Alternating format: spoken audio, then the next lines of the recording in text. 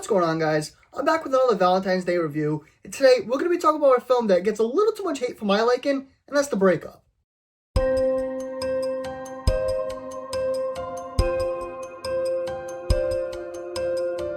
Not just because this film is over 15 years old, but just by the title, you can tell what this film's going to be about, and that's the closing act of a relationship.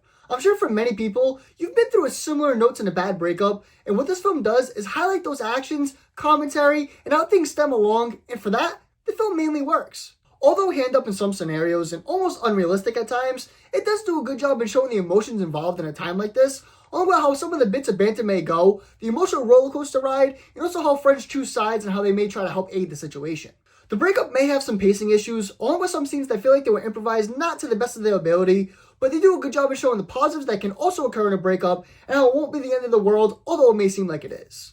As for the characters, Vince Vaughn and Jennifer Aniston work fairly well with each other.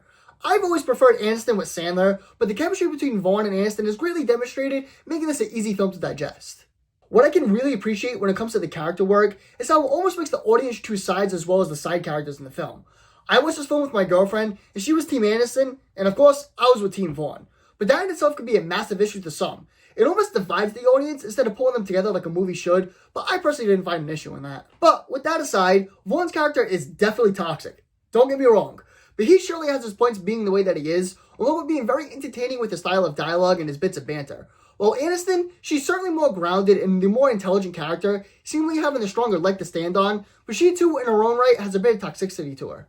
Both characters mainly play the same character they do in almost every film that's like this, but in the same breath, it works just the same. As for the side characters, although for me there's just a couple too many, they do a good job of taking some pressure off of our two leads, so things don't get too oversaturated between the two. Characters like Jason Bateman and Jon Favreau pull a good load, having their own pull when it comes to likability, along with Joey Lauren Adams. Now, their characters don't get a whole lot of screen time or bits of dialogue, which could be a positive or a negative due to them not being balanced out the best, but for what it's worth, they all did a fair job in their roles. When it comes to the screenplay, there were some high moments that definitely touched down well, but more parts that didn't really land as well as they thought they would and come off almost overwritten because some things just didn't seem as natural as it could have been. The high points of the script was the emotional beats, along with about half of the comedy, but that's also where the film takes a hit, with the comedy. There were some good offbeat jokes to help take some of the tension off certain pieces of dialogue, but you could argue that it messes with the tone of the film. With this being a rom-com, you're going to be in for a dose of both, but there are other films that handle it a lot better, like 500 Days of Summer, which I just recently reviewed, so if you haven't seen that video, go check that out for me. Appreciate it. Overall, The Breakup is a bit of a mixed bag. It had its moments to shine between the character moments and some of the emotional and comedic beats, but on the back end is where things get held back, like its immaturity and its predictability. This is a film that I've revisited a few times since it came out, so you can say it's kind of a guilty pleasure for me. So with that, The Breakup gets a 5 out of 10 from me. Let me know what you think about The Breakup in the comments below, and let me know what film you'd like to see me review next. See you guys in the next one.